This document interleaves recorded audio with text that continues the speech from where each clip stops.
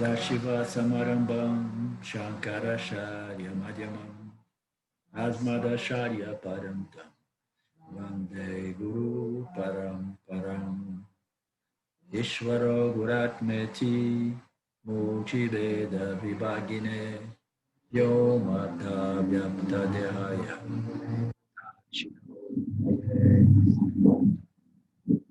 Sarva Vedanta Sedanta Gocharam Tamagocharam Govindam Paramanandam Satguru Pranatoshmaham Om Shanti Shanti Shanti Om. Namaste.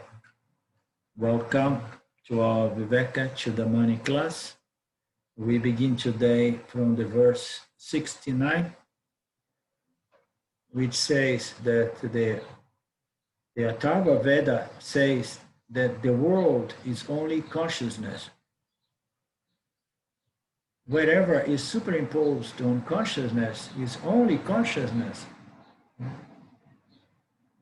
So this is quite a statement. Every time we hear that all there is consciousness, and that this world we perceive, very physically, sometimes tangibly, like this physical material objects we perceive. Yet the Upanishad says that it's all consciousness, and it does not make much sense.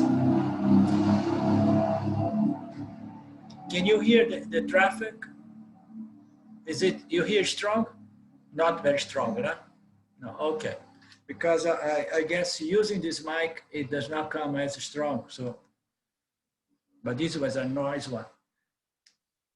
So we experience the world, and we experience it outside of our sense organs. It appears to be real. It appears to be somehow, away from us.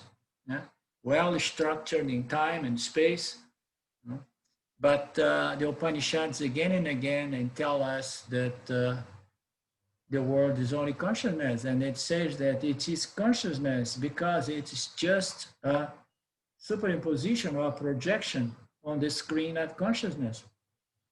You understand? Anything that is printed, which is projected, which is superimposed on a certain background, such as the cinema hall, the background in which the images are projected. So we can never say that those images exist apart from the screen.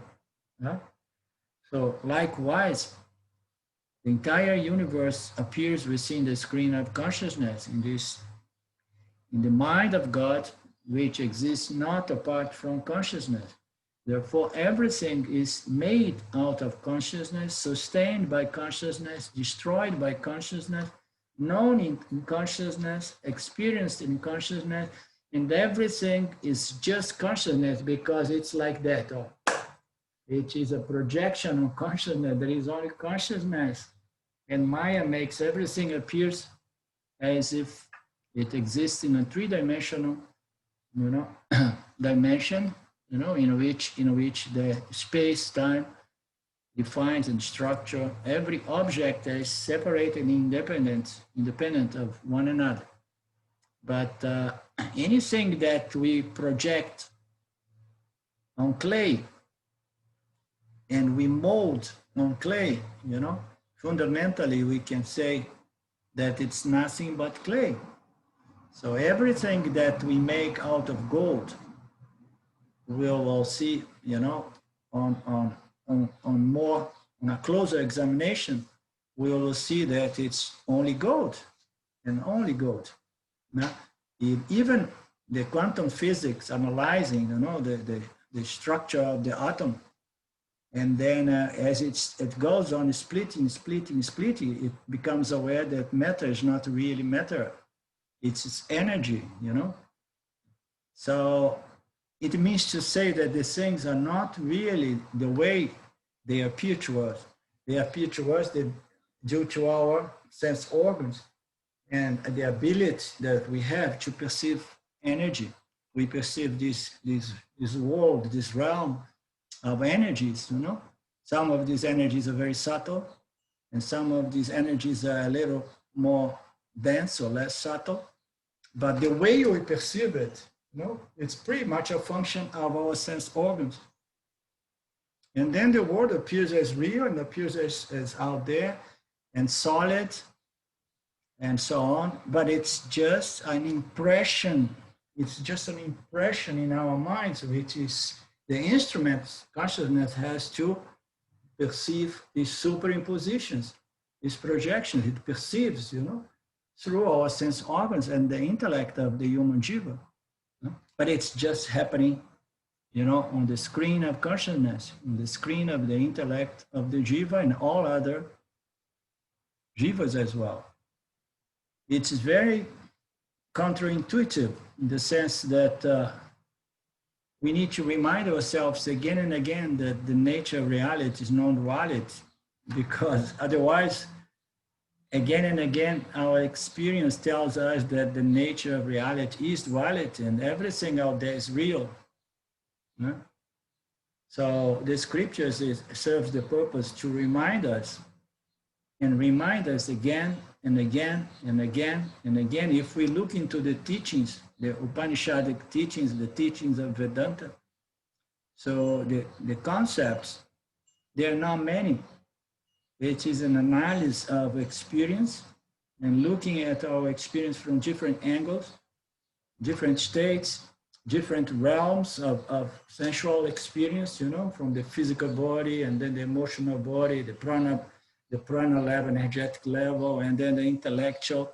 So all these different levels of experience we can examine more closely. And then all of that to come to the conclusion, to help us to understand that the only reality is consciousness, that in which all this experience come, stay for some time and go.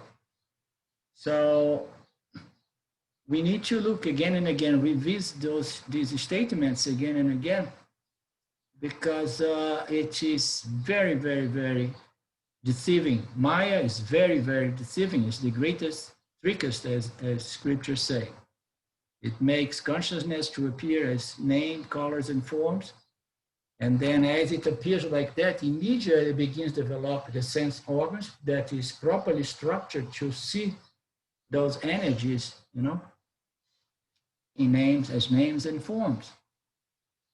And then we have to go and analyze Maya, analyze Ishvara, analyze the experience knowing entity, and then the sense organs, the sense instrument, the organs of actions and the instruments. We have to analyze the entire human experience from different levels, the 3 states, the 5 koshas, and so on. Otherwise, we will again and again be deceived by Mr. Maya and will believe that everything out there is real and everything out there is impacting and changing me on a moment to moment. Understand? So not really realizing that this I, this me that feels I'm changing is just one more object in consciousness, and therefore consciousness and consciousness alone. And a consciousness with an ability, with an intellect that allows the jiva to understand that I am consciousness. You know?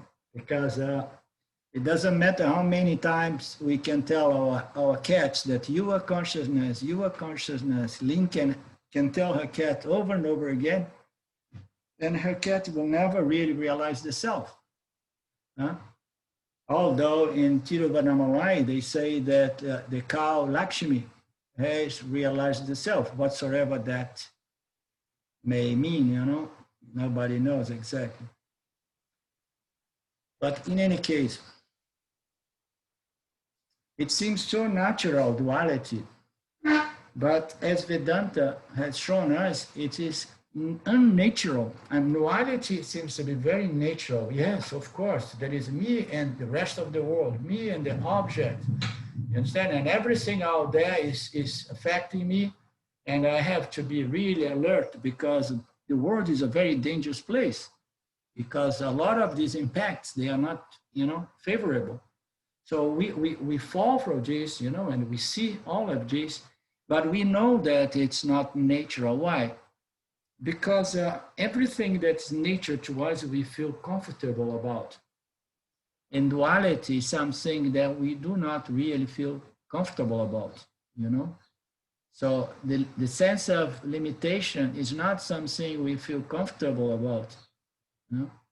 So the the sense of individuality, smallness, incompletion, inadequacy, and so on. None of this is natural to us, although it's all inherent to the body-mind complex. So, but deep inside, the Jivatma does not feel this human experience as something natural, and this duality does not feel natural. This sense of limitation does not feel. And how do we know that it does not seem to be natural to us? Because once we really go through the experience of duality, trying to take care and resolve our lives, in this relationship with the other object in media, we come to a point of exhaustion that we just say enough. So I have been trying to resolve this problem of limitation, this problem of inadequacy, and I know, because I feel that it cannot be this way, And now I understood that there is no way I can solve this from the same level of reality of the problem. The problem is duality. I cannot solve it in duality. You understand? So if I feel that duality is not normal, I can try to solve it for decades or lifetimes until I understand that it cannot be solved in the same level of reality in which it came about, it was created. And then the scriptures come, presents themselves to us, and then we try to understand the aspect of our existence which does not change, which is not subject to change. And then we start analyzing our experience, following these logics of the Upanishad, to understand that the nature of reality is non-duality. But it takes a lot of karmic, meritorious karmas, or punya karma, spiritual punya karma, to come to the point of trying to solve this human condition, this fundamental existential pain of the human being, to move to the Upanishads and to try to solve it by understanding Satya. I mean, although to understand Satya, we need to understand Mithya, we need to understand Maya, and how Maya tricks all of us. We don't deny that Maya need not be understood. No, it needs to be understood.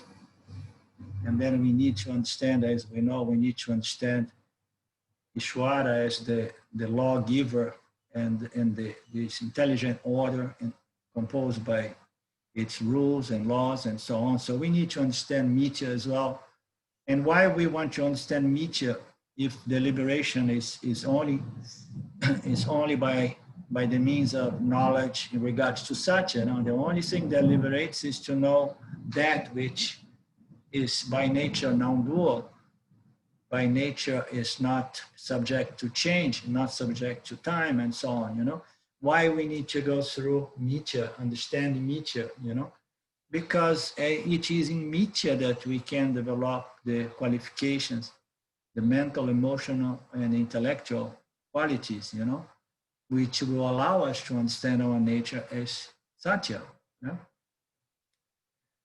So it's not natural, and we know it's not natural because we have gone an entire life trying to solve this sense of limitation by manipulating the objects and try to attract what we want and what not. And until we understand that the only way to get rid of this sense of limitation is by understanding our nature as Satya. we are at home with what is natural, and that is the logic. We are at home, we feel at ease, we feel comfortable, we feel natural, you know, when we are really for a moment here and there, you know, not really under the spell of this avidya, you know, this huge certainty that reality is duality, and this objective experience, that objective experience is designed to resolve my human condition. When we are free from that, when the mind is free from that, from this ignorance, this fundamental ignorance, and then we feel at home, we feel natural. So, and then it goes about in a certain way that we have these feelings, we know that non-duality is reality because we experience moments in which the mind is not projecting duality and telling us, go and get it. There are some moments that the mind is fully resolved and there is a beautiful peace that passes all understanding, you understand? And that peace is when we go into what we could say our natural condition, you know, as consciousness. Consciousness experiencing Mithya, but knowing that Mithya is not real, but just a superimposition on myself. So it feels natural. We never feel at home in the world of objects. We never feel in the world totally at home, interacting with others, with objects, if we believe that objects serve the purpose, you know, to give us satisfaction and happiness. But we are always trying to find some way to feel at home in this world. So we are always trying to get what we want, and one of the most desirable things we want is to be loved, to be appreciated, to be validated, you know. So we want to be, I mean, the whole running is an attempt to feel at ease, to feel relaxed, to feel at home, and to feel natural again, you know. We want to remove this nagging sense of, you know, this, there is something here that's not natural to me, you know, this sense that, you know, that I have to keep running to you know, to satisfy myself. It's not natural. This ignorance is not natural. This duality is not natural. So we always try to find a solution for this until we understand that self-knowledge or self-inquiry is the only way to understand, to get rid of this nagging sense of limitation.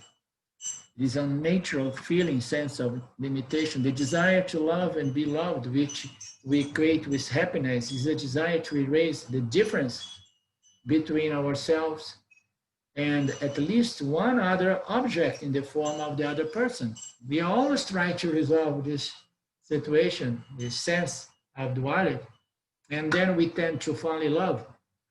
And psychologically speaking, you know, we fall in love, and in that moment, at least in the beginning of every relationship, we have the impression that the other is the gate to heaven, our gate to heaven, because in the beginning, especially, there is this sense that I merge in the other, and this sense of duality, me and the other, is dissolved. You understand? So we are all the time looking for ways to bridge the sense of me and the other object, me and the world.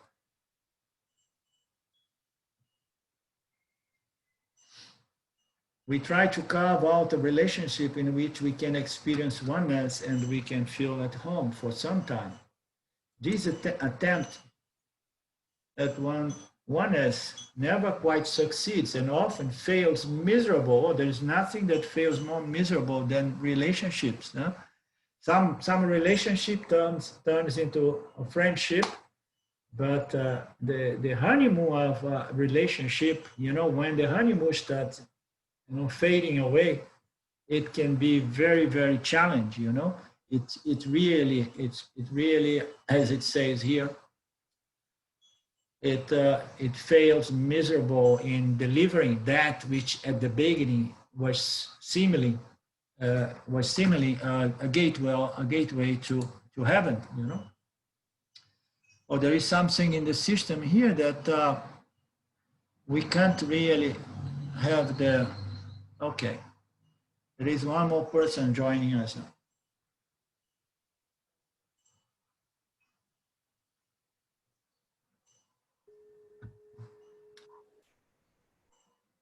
Okay.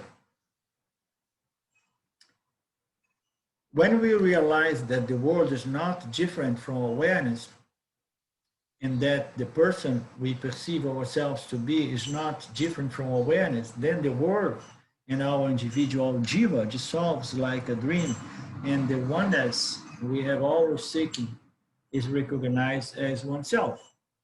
So once we understand it clear and we hold that vision effortlessly, and then we start living, and then this sense of duality, the individuality, the otherness, mine and I and mine and the other, it gradually fades or diminish, as the recognition of oneself as the self is clearer and clearer and always firm, meaning to say always present, in spite of Maya playing its trick again and again and again, especially when we have to interact with the world.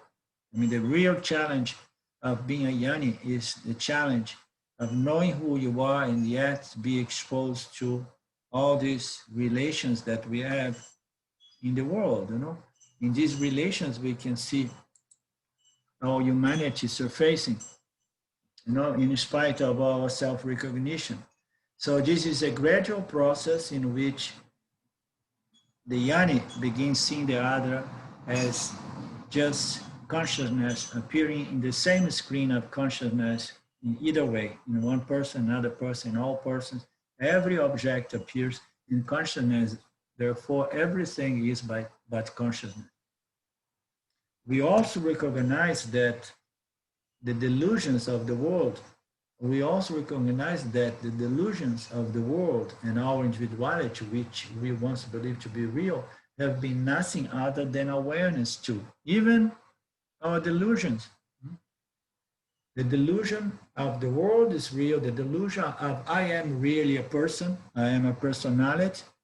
You understand? I am the body. Everything is seen as delusional, recognized as delusional, which we once believed to be real have been nothing other than only consciousness. So the limitless self is all there is, including the dream of duality.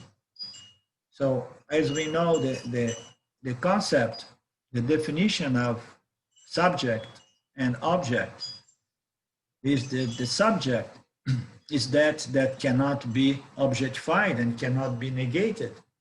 And the object, is that can be objectified and can be negated as not real. Why? Because it's not always ever present. Okay, and it changes from one moment to another. But where I was going with this, in the delusion, the limitless sense is including the dream of duality. So the object is in and everything that appears within the subject conscious awareness principle. This subject cannot be reduced or turned into an object, but everything that appears is an object, what? Because it can be witnessed, experienced, and known by this subject conscious existence principle, okay? Therefore, even the dream of duality, even the dream of my body, my mind, you understand? Even this avidya ignorance is just an object and appears within the scope of consciousness. Therefore, it's not apart from consciousness. Even avidya ignorance is just consciousness. It's a subtle object, this avidya, this ignorance, this eternal, eternal, beginningless, and universal ignorance. This all is awareness. That's what it means here. Everything is awareness. The aim of Vedanta is to shift our attention from the objects to the awareness in which they are superimposed. You see, now it's saying that the awareness in which it is project. We are there. We are in the movie.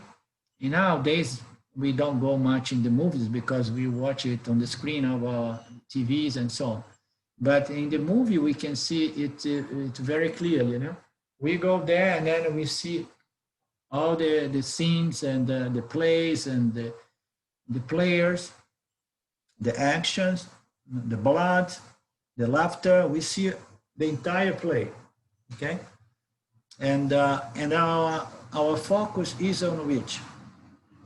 Our focus is on the play, on the players, on the story, and so on. And our focus is never on the screen. Huh? Sometimes when if it's a horror movie, or if you get involved and then we say, oh my God, they are going to kill my guy there, you know? And then you say, it's better we shift the attention to the screen, and then the mind is going to say, take it easy because it's just a movie. Huh? But otherwise, we just, our attention is not on the screen. So likewise, everything we perceive in the world is just a superimposition on our conscious awareness. Consciousness, it's just superimposed. The same way the whole move, the scenes of the move and the whole story, the whole pictures, you know, and the whole movement, everything is just a projection on the screen of consciousness. Therefore, the reality is that everything is just the screen. You understand? There is only the screen. Maya is projecting these things, you know, and it does it in a beautiful way. There is only consciousness, and then Maya comes into the play, and then it starts projecting something other than consciousness, a few energies, and the energies, they start dancing around. And then we see these energies start getting together, and then they become a little complex, more complex configurations of the basic elements. And then when you see, Maya says, oh my God, now I'm making something other than myself consciousness, because Maya knows that consciousness, you know, is the only reality. Maya is a good friend of consciousness. He says, good, consciousness here, now I'm producing something other than myself. And now I have to develop what? I have to develop the sense organs. I need to have someone here to pay attention and enjoy this show here, you know? I mean, otherwise, what is the purpose of creating this show and having no sense organs and to experience it, you know? So he does it beautifully, but it's all consciousness, you understand? It's all consciousness, and the whole structure of sense organs with the elements, and then it makes it appear in time and space, and it appears to be real, but it's all there, you know, in consciousness, soaking in consciousness, you know? It's just consciousness and not apart from consciousness. It's just a movie, a projection. The aim of Vedanta is to shift our attention from the objects that appear on the screen of consciousness to the consciousness, okay, the screen. Ultimately, we realize that even the superimpositions which we have been negating in the course of our study of Vedanta, even the superimpositions is nothing but consciousness. So the elements, the gunas, the elements, and all these, you know, these configurations of the elements to produce these infinite numbers of objects, subtle and gross objects, all of that is made out of consciousness, maintained by consciousness, and destroyed by consciousness, and all of that is within consciousness and not apart from consciousness. It's all consciousness. Isn't it amazing? Even our body is just here, floating and soaking in consciousness. It's the substratum of everything. This consciousness that we experience right now. This same consciousness. That's why the scriptures say Jivatma is Paramatma. And the Jiva, fundamentally, is consciousness.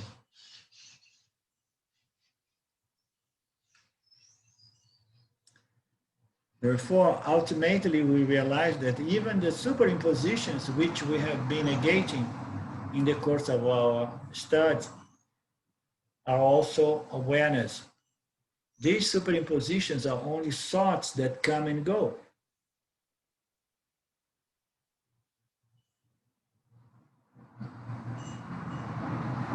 and thoughts are nothing but aware. And this is another nice way to understand this superimposition. So there is no difference between a thought of an object and an object. You understand? And we will never know what came first, if it was the thought of an object or the object. You understand? I mean, we would say, like I said, no, of course the object comes first, you know? And then when the object comes first, and then the sense organs meet the object, and then, you know, get the knowledge about that object and develop a thought of an object. You understand? But we can never say that the object came first, because nothing comes from nothing. You understand? The object must come from the thought of an object, from the knowledge. The object exists as seed, potential in the mind of God. There is no cause and effect. There is no cause, absolute cause and effect, as you heard me say a few times. So we have the object and we have the thought of an object. They are both the same thing. The object is the thought manifest, and the thought of an object is the object non-manifest. You understand?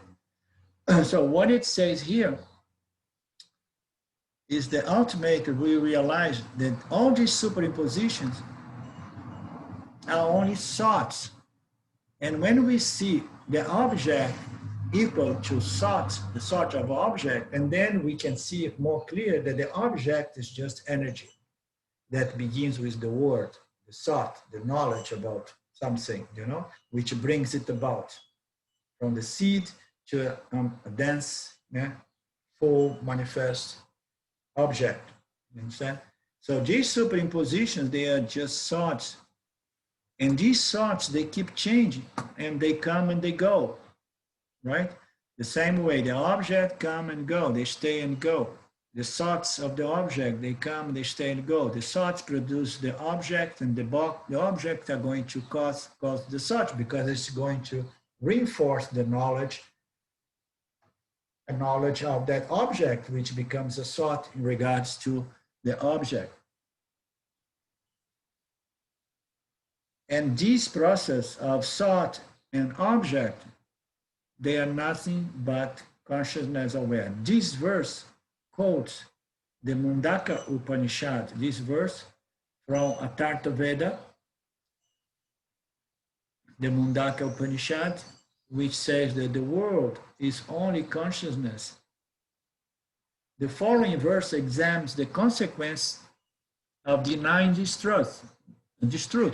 So now, the Mundaka Upanishad states, like in many other passages in other Upanishads, that the world is only consciousness. And now it says that the following verse examines the consequence of denying these truths. This is the beauty of Vedanta. Vedanta is about, you know, the exposure of the teaching and then someone objecting it. And sometimes, even if we don't have an objector or if we don't have a question, so the unfolder, you know, the teacher is going to present, you know, an objection. Or if you want to object this and that, and then the consequence would be this and that. If we say that reality is duality, and then it's going to unfold now the consequence.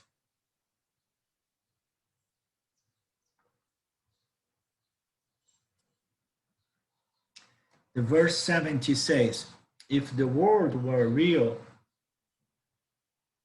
if duality was real, in other words, the self would be affected by it. The Veda would cease to be a valid means of knowledge, and the one who created the Veda would be a liar. So now it presents, you know, the consequence of rejecting that statement that everything in the world is just consciousness. If we deny, if we reject that, it means to say that we hold on to the assumption or to the knowledge or to the mistaken knowledge, the notion that the world is real. The world is real, means duality is reality. If duality is reality, and then we have the subject as reality, yeah? And we have the objects, meaning to say the world. This whole universe is made out of two principles, the subject and the object. Yeah? Consciousness and the world, the spirit and matter. Howsoever we want to look, there are only two principles. Yeah? So if we say that the world is real, it means to say there are two realities, the subject and the object. If both are real, means to say that both are always ever present and they never modify, you understand? And they cannot really be modified by anything else. So now how can we have two principles that are real, you know, in which none of them are ever modified? To begin with, we know that the world we experience, it does modify from a moment to a moment. Everything that we experience is changing. Yeah? And then if we give equal status to the world as to consciousness, to the subject, and then we have to assume that since the world changed, and then consciousness changes as well. Huh? And then if we define, if we agree that consciousness also changes, and then we say consciousness is nothing other than the mind, you know, which is a common misunderstanding, because a lot of people, even in the spiritual world, has a hard time to understand consciousness as a non-experiencing principle, an unchanging principle. They believe that consciousness, due to this close, intimate proximity with the intellect, they believe that consciousness is the intellect. And that's where those doubts come from. You know, say, no, everything here is reality, the world is reality, and consciousness, which is my mind, is reality, because if everything exists, everything is real. But now I'm putting my consciousness into Mithya and saying Mithya, everything is real because there is no such a thing as Satya. Those are the implied meanings here, you know. And then what would happen with Vedanta and the Vedic teachings? It would cease to be a valid means of knowledge. Why?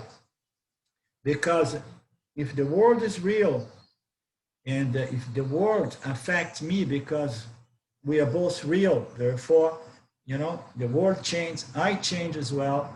I confuse myself to be the mind, and then everything here is real, and then the Veda serves no purpose. You understand? Because if I take myself to be the mind, and if I accept the reality is duality, and I accept that the world change and I change, you understand? And then all the statements of the Upanishads serve no purpose, will never be able to be helped by the Upanishads. Why? Because I believe myself to be the mind, I believe myself to be the intellect, and the Upanishads will point to another reality, which is the only real reality, which is Satya, which is the absolute subject. So the Veda would cease to be a valid means of knowledge. Moreover, I would believe that the Vedas is lying, because I have this firm understanding, you know, that the world is real, and I am real, and everything that's real changes. It's a flow, you know. There are a lot of different concepts in the spiritual world, you know. It's just a flow. Everything is changing, you know. It's a consciousness. It's consciousness, and consciousness is expanding. Some say, you know, in some of these, it's changing and expanding and becoming more. No, this is all to the mind, to the intellect. Veda would cease to be a valid means of knowledge, and the one who created Vedas would be a liar. So we would be just rejecting the Vedic scriptures, and this has happened over and over again in the course of the history. You know, a lot of different people have come together, and they, by themselves or together or alone, they decide to reject the Vedas. They don't believe in the Vedas, they don't believe in Ishvara, They believe the reality is duality. Those are the big guys even in Vedanta, there are circles of Vedanta they call dualistic Vedanta, you know. They believe that reality is duality, you understand? There are some groups that they just reject Ishvara and Mithya altogether, you understand? There are some other group that say that no, the only reality is Ishvara. You understand? There is no such thing as Satya. Everything is here, is moving and changing, dynamic, modifying, and so on. So we have all these different spiritual circles that do not believe in these statements of the Upanishad. And the moment that we reject all of these, we cannot be helped by these teachings. Understand? We cannot. Because the only way to be free from this human existential condition, constant affliction of trying to protect, secure, understand, and find satisfaction and remove this sense of limitation and insecurity and vulnerability and so on. The only way is by understand our nature is Satya. If we reject the notion of Satya and we say that the reality is Mithya, and in Mithya everything is dualistic, and then there is no moksha anymore, and the whole thing is a scam, you know, and whosoever wrote, or the rishis were liars, the rishis were just taking drugs or whatever, you know.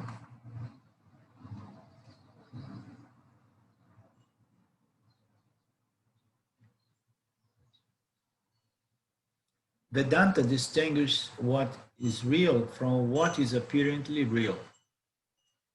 That which is apparently real has only a provisional existence.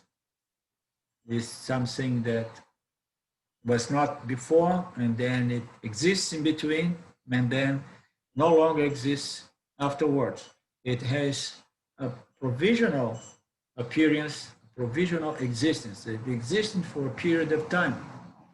Not only that, every object exists and exists modifying on a moment-to-moment basis. There is nothing that remains the same from a moment to a moment.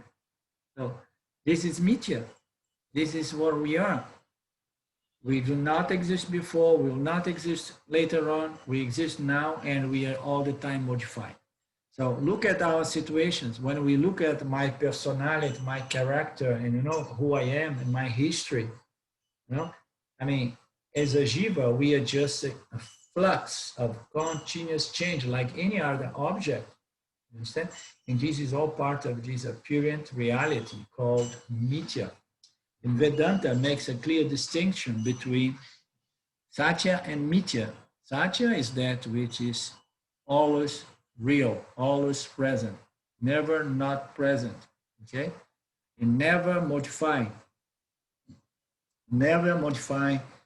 in spite of these superimpositions of Mithya, of Maya.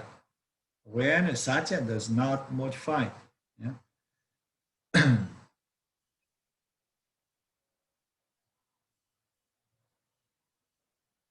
That which is apparently real has only a provisional existence. That which is real does not come and go, but abides as the unchanging substratum of that which does come and go. Again, I mean, we can picture these teachings, you know, like that which is the only reality does not come and go. That which the only reality remains unchanging as the background, as the screen, as the substratum on which all objects appear, stays for some time and disappears, and not only changing from a moment to a moment. Understand? And the only reality is that this conscious awareness in which all these phenomenal objects come, modify, change, and then they disappear again. They are destroyed. They are created, they are maintained, they are destroyed, and they are always change. So there is something that never changes, never come and go. It's not bound by time. It doesn't, we cannot even say that it's eternal. You know, it's something that is not within this paradigm called time and space. Time and space is projected by Maya, and what we are is something, you know, beyond Maya, for the lack of better word. The apparent real is thus defined as a superimposition on the real. The real is the unchanging substratum of that which does not come and go. This unchanging substratum is a substratum also of that which come and go. You understand? The apparent real is thus defined as the superimposition on the real. This has been established through discrimination, by which we negate all that is apparently real. The body, mind, and the world of perceivable objects to which it belongs.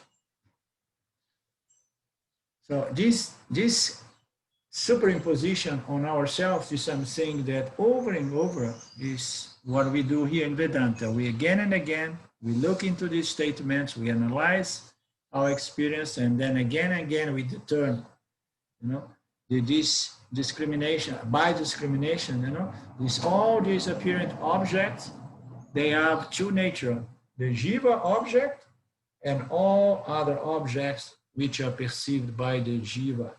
Okay? We need jivas to perceive objects, but the object is again a superimposition on what? Myself as consciousness. You understand? We have consciousness, and then we have the first superimposition with the jiva here, and then through the jiva I perceive the other objects. The other objects are superimpositions on the mind of the jiva, which is a superimposition on awareness, because there is no separation between the mind of the jiva and consciousness. Everything resolves itself in consciousness. Consciousness is where everything belongs.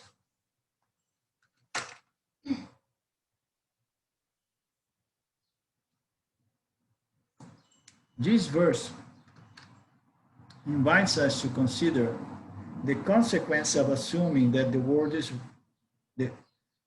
this verse invites us to consider the consequence of assuming the world is real.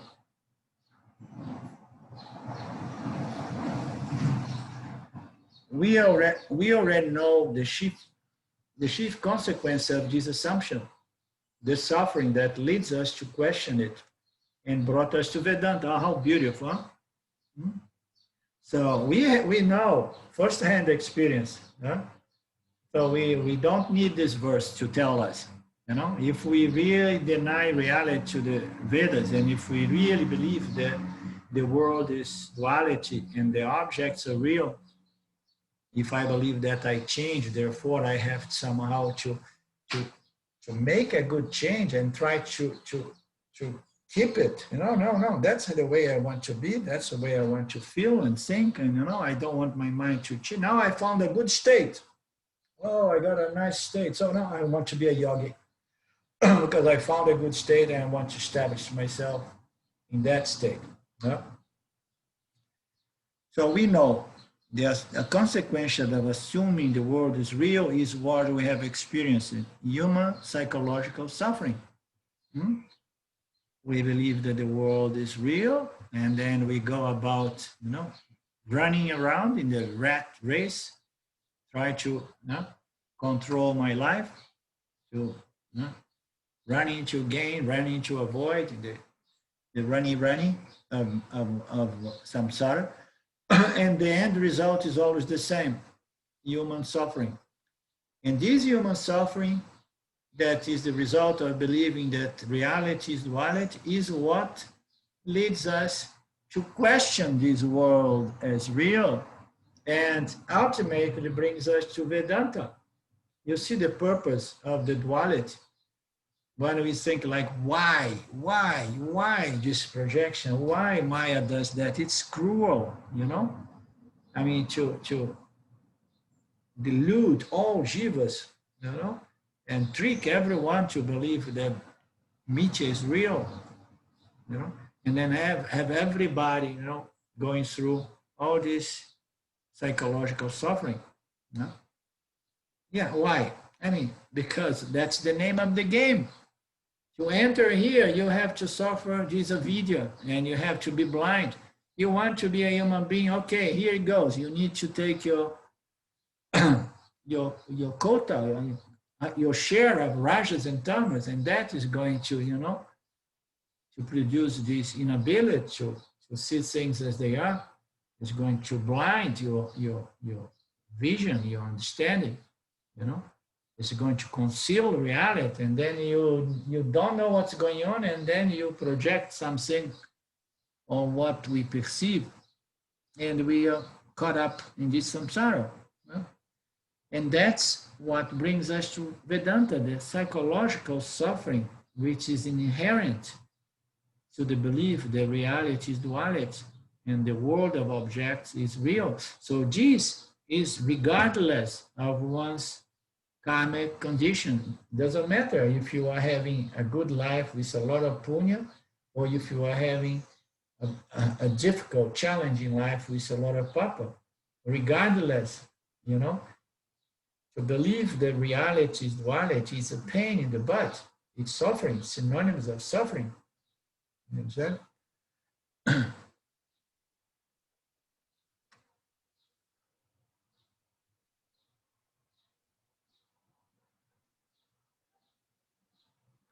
Nice. But the text wants to establish us firmly in the knowledge of the self.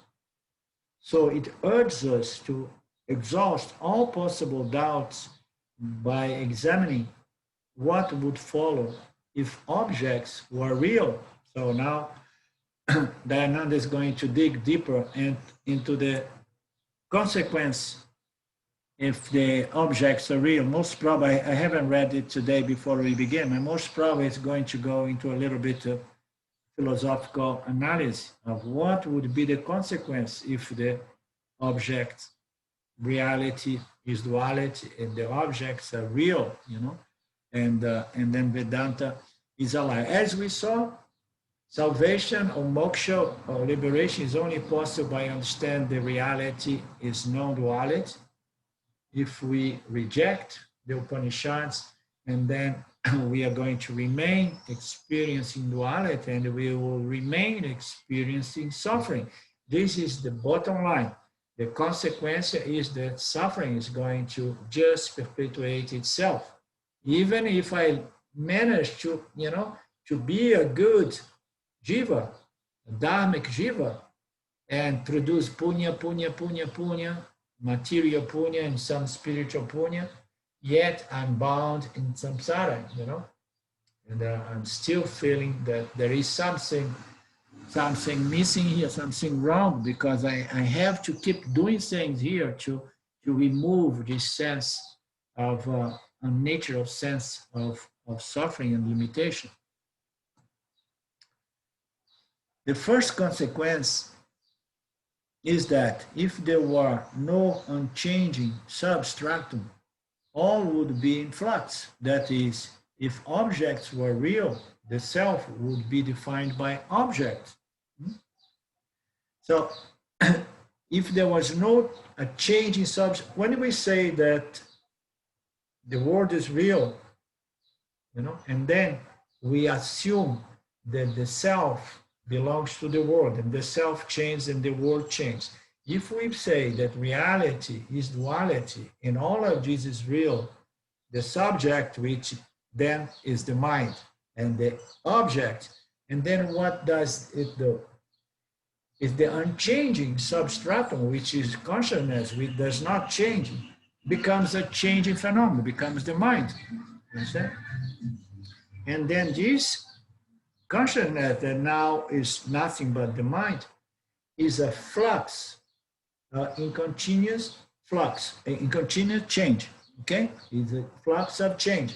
Now we have what was the substratum that did not change, you know, would be changing, and the objects are changing. So That is, if objects were real, the self would be defined by the object. Now, we have the mind, we have the objects are changing, and what does happen to the mind?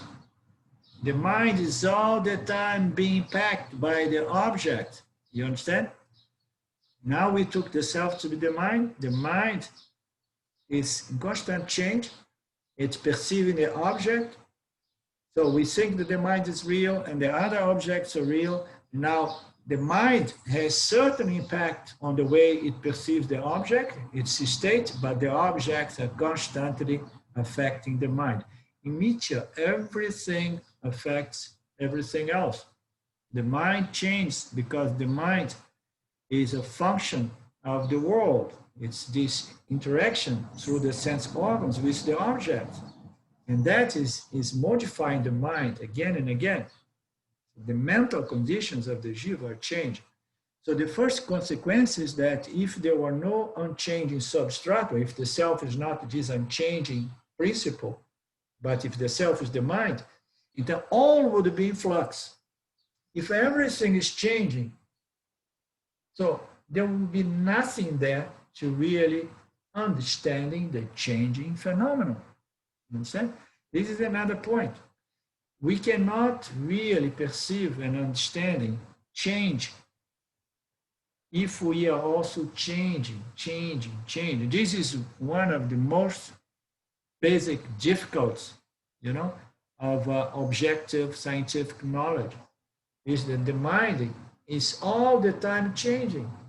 You understand? And is perceiving changing in the phenomenal world. And is trying to establish good knowledge, pure knowledge. But because the mind is changing, what it established to be good knowledge today is proved to be wrong knowledge tomorrow. You understand? Because the mind has fed into more info, into more perception, into more inference, and now it has to be revised. That's why everything that's perceived by the mind is subject to mistake and a revision in the future, So that is, if objects were real, the self would be defined by the objects. It would be affected by the object, and the objects, which now belongs to the same order of reality as the self, would be coloring the self, you understand, affecting the self, modifying the self. Are we all on the same page? Any doubts? Are we going all right?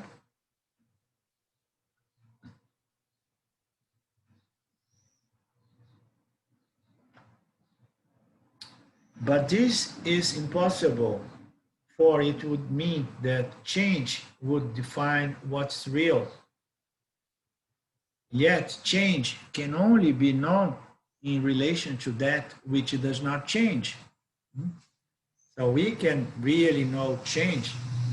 What really witness change, the change that I perceive in the world, is consciousness, this principle that does not change. Understand? It perceives through the mind, and then the mind changes, and then the mind perceives it again, and then the mind can see again and again that there was some change because the mind is nothing other than consciousness. But it has to again and again to reset its perspective and its understanding because the mind keeps changing as well. But we always need the unchanging consciousness to apprehend and perceive and know what changed. It is the unchanging substratum that makes change intelligible.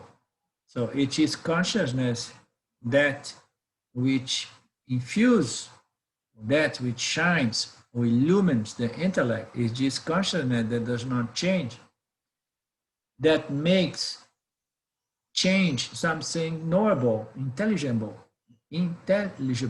You understand? So we can understand change because of this unchanging substratum, in other words, consciousness. If that were removed, if it is unchanging principle were removed, the world would become not, or become unintelligible. You understand? We will not be able to perceive change, okay? So if we don't have unchanging background, unchanging principle, okay, this unchanging consciousness, we cannot really perceive and know change. The world will become unknowable as it is. You understand? We would have two principles. No, something changing, change, and then another principle changing, change, and we have no base on which to establish what's going on here, you know? We have to have a reference that does not change so that we can perceive change. We would not be able to talk about what is real. We would not be able to talk at all, for words are symbols by which we relate changing objects to unchanging existence. Wow, now he's getting more philosophical. Huh? So if reality is duality, if the self is the mind, and if the self changes the same way the mind changes, we would not be able to talk about what is real, because there is no reality real. Because reality is that which does not change, and that which is always present. And we know that the objects of the world they are not always present, and they are always changing and modifying. Okay? So if now the objects are changing and modifying and having a beginning, a middle, and an end, and the consciousness now appearing as the mind, as reality is again having a beginning, a middle, and end, and all the time changing, we will not be able to talk about real, because if the mind is changing and the world of objects is changing, so we are dealing only with mithya. We are just, this is, we see very much this one could be applied a lot to some philosophical circles that are nothing but people, great intellectuals, even, you know, just analyzing phenomenon and processing and going into scrutinizing meanings behind words, you know, which are symbols to describe phenomena. So if you have all of that coming from this mental, you know, realm, you have something that can never really grasp that which is real. You understand? Because we are navigating in mithya and mithya only. So if we want to understand reality, we need to shift, you know, our attention to mithya, to satya, you know, and we do that by following the logic presented by the Upanishads, by Vedanta, which is not a philosophical notion or logic which was originated or created by the mind of the jiva, but it was pure knowledge. That's why I like to call it pure knowledge. It's a knowledge that comes directly from Ishvara. So therefore, we will not be able to talk about what's real. We would not be able to talk at all. Why? Because words are symbols by which we relate changing objects to unchanging existence. Words, every words they are used as a means to describe phenomenon, and these phenomena are changing phenomena. You understand? And these words, they serve the purpose to describe this. And these words are symbol by which we relate changing phenomena to what? To the unchanging consciousness, that unchanging principle that can capture changing phenomena. And this knowledge can only come from Ishvara, you understand? The human mind alone, it's going to have a lot of trouble to really understand Satya. And when it understands without any association with the scriptures, is because the mind was already, you know, purified by association with this knowledge in previous births. Otherwise, we are just keeping, you know, spinning our wheels and try to, and we see so many people that are caught up in this philosophical kind of, you know, analysis, which never address Satya. Words are symbols by which we relate changing. We relate, we make, we connect establish the relationship between changing objects and consciousness, the unchanging consciousness, the unchanging existence. When I say the table exists, I mean that existence, which underlies everything, is manifest in a particular and transitory form, conventionally, okay? All the thoughts we establish, yeah? When the sense organs contact the objects, all the thoughts which become, the other side of the object, So all these thoughts, they are established by convention, you understand? It's just by convention we establish that the table is a table and serves this and that purpose, you understand? The table exists, I mean that existence which underlies everything. So existence supplies existence to all objects of meteor. The object keeps changing. Existence does not change. Existence, which underlies everything, is manifest in a particular and transitory form, conventionally known as a table. When the table disappears, as it will in time, existence does not disappear with it. Okay? So now, when we say that something is a table, we are giving a name to a substance called wood. In the old days, every table used to be of wood. Nowadays, they make out of plastic.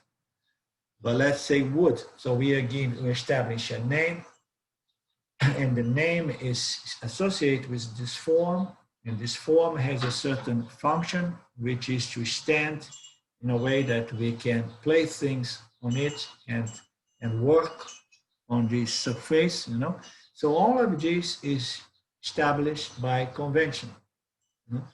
But the existence of the table does not depend on the table, because the existence is conceding existence to the table. But when the table, which is that which has a beginning, has a middle, has an end, and it keeps changing because it keeps getting more scratches here and there, and getting older and breaking down and getting rotten and getting attacked by some bugs and this and that. So this table, it's time bound. It's going to be destroyed one day, And the existence, that which has conceived the existence to the table, will never disappear because it's free and independent.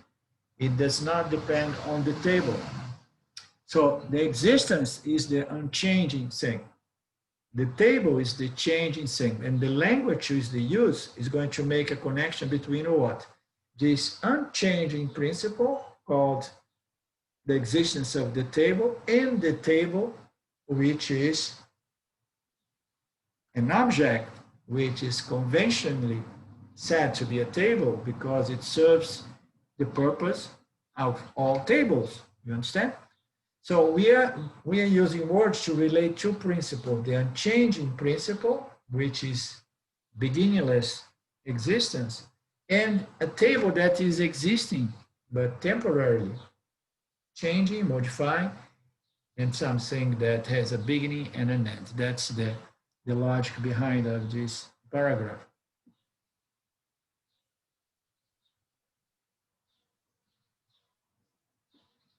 It would be more accurate, as admittedly strange as it would sound to say existence tables, for there is only one substantive existence in which all forms come and go. The names we use as nouns are in fact intransitive verbs. Yeah, we use language in a certain way that almost appears that the table is doing and exercising the action of existing. We use as a verb. Now the table exists. The table is existing. It's almost as if existence is a property or is a function with something that a table can do. But then when we look, we say, but it doesn't matter because I know that the table knows how to do exist. No, but the glass also know how to do exist. The chair also know how to do exist. You understand? So no, it's not that way. There is only one existence. And the existence, we would say, the better language to words to express it, its existence is copying. Existence is tabling. Existence is sharing. No? And so on. So that would be a proper use of the language if we want to correct this misapprehension or verbalization, let's say. It would be more accurate to say that the existence is tabling and so on. The names we use as nouns are in fact intransitive verbs, but our language conditions us to reverse the nature, reverse the true position, and encourage the illusion that existence is a property of the object. Just as I said, existence does not come from the object. It's not an ability of the object, it's not a property. You understand? It's not a doing that every object can do. Okay? It's the intrinsic nature of every object is what? Consciousness, which is synonymous of existence.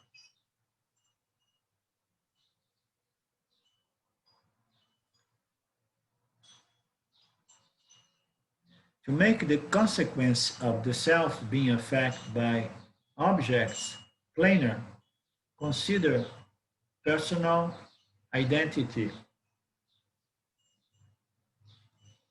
If objects were real, we would have to regard ourselves as the body-mind in whatever form it is appearing now.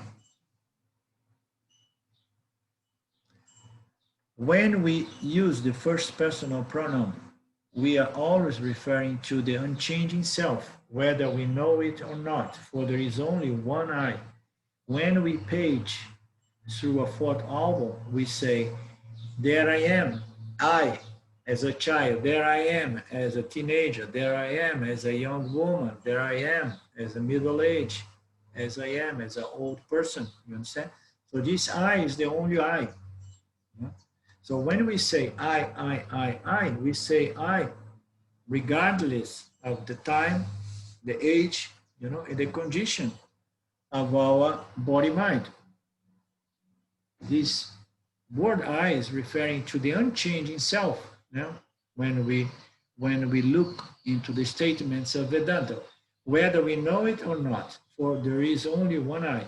When we page through an album, we say that. That's I when I got old now.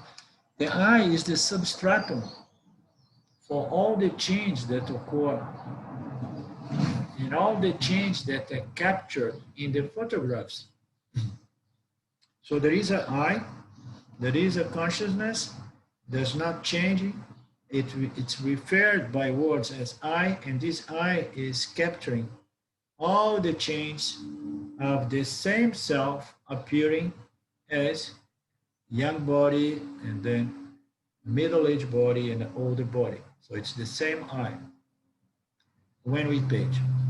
Without this unchanging I substratum, we would have no continuity and we would have no identity.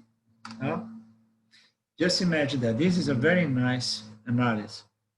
If we would not be really understand what this I refer to, we should look into our very identity, a sense of identity, our life story, and so on, and look through our photographs, our, and understand I. You understand? So if this I would not be the self, we would not have any possibility to have something connecting all those apparent I's or names and forms, modifications of the I as the only I. You understand? Because if I would be the body And then every time I see myself in this picture, I say, oh, this is one eye. And then this is another eye. But what links us through all the different time and age and condition of the body mind is this unchanging I, the self.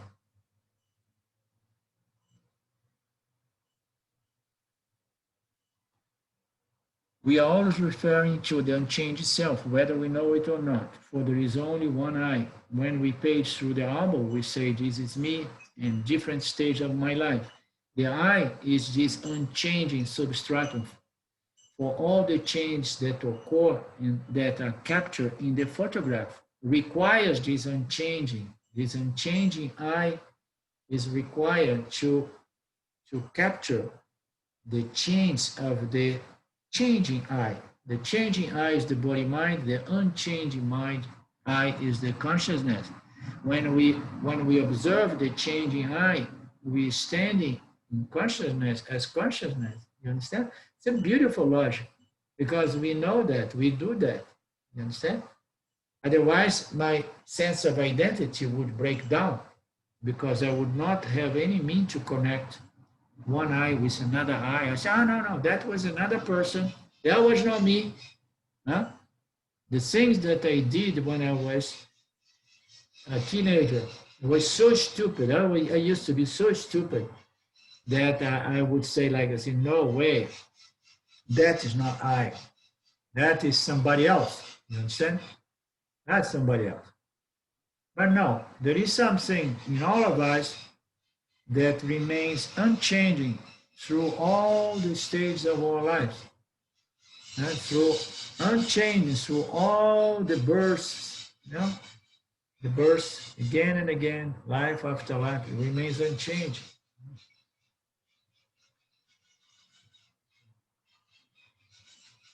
So if we deny, if we believe that we're changing, if the reality is duality and we believe that we change, our sense of identity would crumble, would break down because we would not be able to observe the changing from the standing point of the unchanging. The unchanging is Satya. You understand? The unchanging is Satya. And Mithya is Mithya. And Satya does not change. Mithya changes. You understand?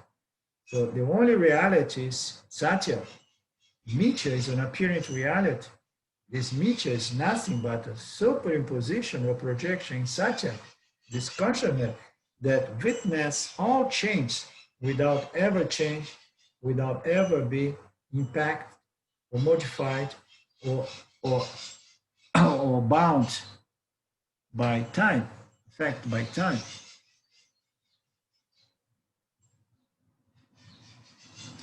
Without the substratum, this conscious awareness that does not change, we would not have continuity. We would lose our sense of identity, okay? So we say, no, that was another guy. Oh, later on, oh, that was not me. Oh, no, but you did a crime. Those days, I mean, it's here, it's you. We have your fingerprints and you have done a crime. And now we caught you after 40 years, you have to go to jail. You say, no, I can tell you that was another guy. You understand? I don't relate to that I. Understand? There is no continuity here, That is one eye, and then my eye keeps changing, and I don't believe in Vedanta. So therefore, I don't go to prison.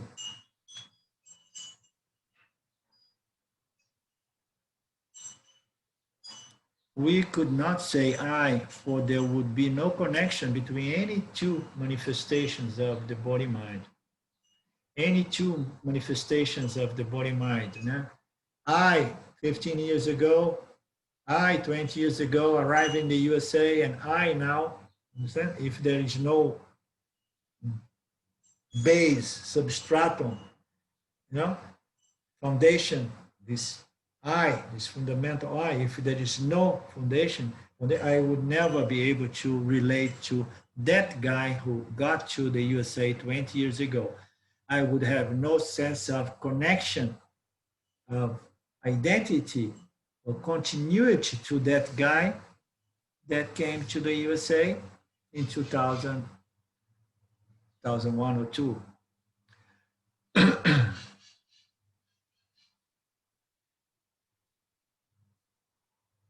Change would be absolute. Change would be the only reality, which is an oxymoron. Oxymoron is that which is absolutely nonsense, a contraset, you know.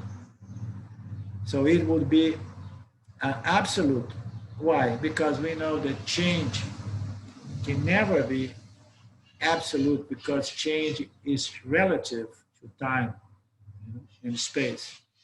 Change relates to time and space. It's not the absolute.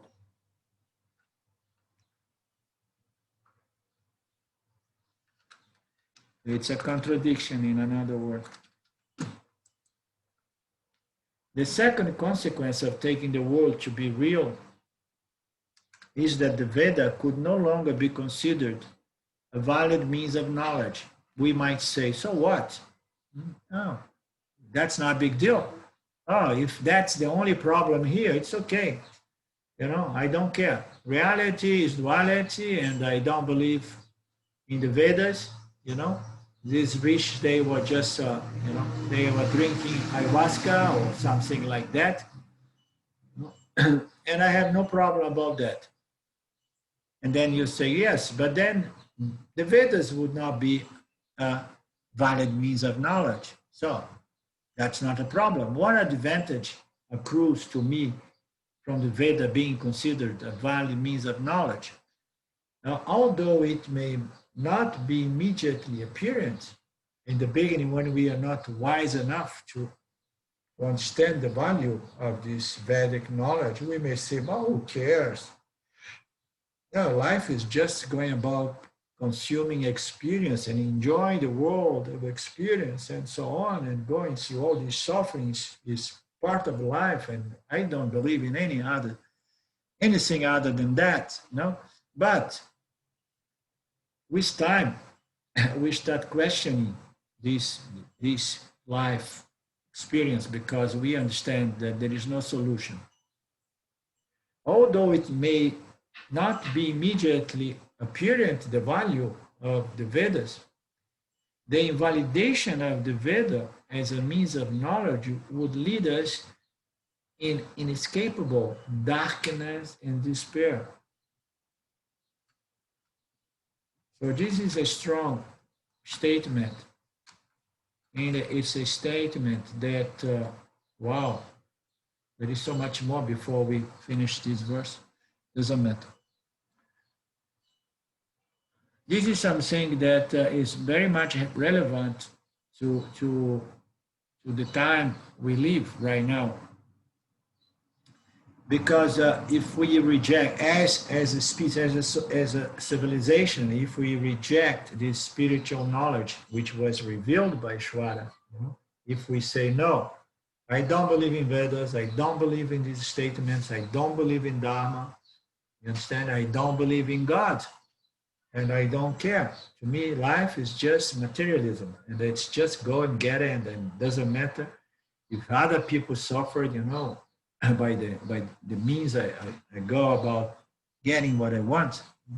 It does not matter. I don't have any concern. So although it may not be apparent, the invalidation, the rejection of this Vedic knowledge would leave us in darkness and despair. So this knowledge is what again and again presents us not only with Dharma, but with Dharma and this spiritual Vedic environment. You know, this Vedic environment is not really linked or associated to India in the sense that, you know, no, it's just the knowledge. It's just a culture that is not defined by its rituals, but it's the knowledge in respect to God and Dharma and the laws governing, and furthermore, you know, of satya, of self-knowledge and moksha. So without this knowledge, if this knowledge is really totally rejected by our civilization, we're going to find our civilization in total darkness and despair. And this is law, it's a fact. Of course, it will never happen because this is a realm of duality. Although I keep listening to Swami Paramarthananda, and he keeps pointing out that this Vedic culture is declining. But we know that anything that declines, declines just to come back again. Because this is the realm of duality, you know? Yeah. High and low, you know?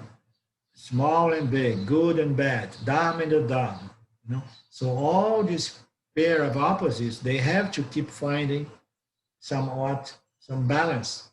But it is a fact. The moment that we totally reject this Vedic culture, this Vedic knowledge, you know, we are condemning ourselves to inescapable darkness and despair. There is no way around it. Understand? It does not mean that people cannot become spiritual, grow, and get moksha by being associated with other spiritual circles. They can do it with the Buddhism and other circles as well. But we need to understand that all these other spiritual circles, they have their roots in the Veda, in the Vedic knowledge, understand? They're just small bits and pieces of this Vedic knowledge that people, you know, they take out and they create these other independent philosophies or spiritual circles, you know, or practice and so on. So without spirituality, we are bound to suffering and despair, and we can even we can destroy our civilization if we go to the extreme of turning the entire humanity into materialism, you know, and consumism and materialism and competition and you know, and all of that. We'll see what's going to happen. But anyhow, this is all up to Ishvara. We don't need to be concerned. We keep doing our good work. And then we'll see how everything is going to unfold. Right? Okay, so we meet again next Thursday. If you have some contributions in terms of questions or suggestions in terms of, oh no, I have this insight and that insight. So it does not need to be a question. There can be contributions in the sense of, no, I mean, I want to contribute to the unfoldment of this teaching. This is my understanding, because all of that helps as well. Okay? Om Purnamada Purnamidam Purnamudachyate Purnasya Purnamadaya Purnamevavashishate. Om Shanti Shanti Shanti. Thank you, Lord. Thank you, guys, my friends. We meet again soon. Much love. Big hug. The video froze now. And in the last moment.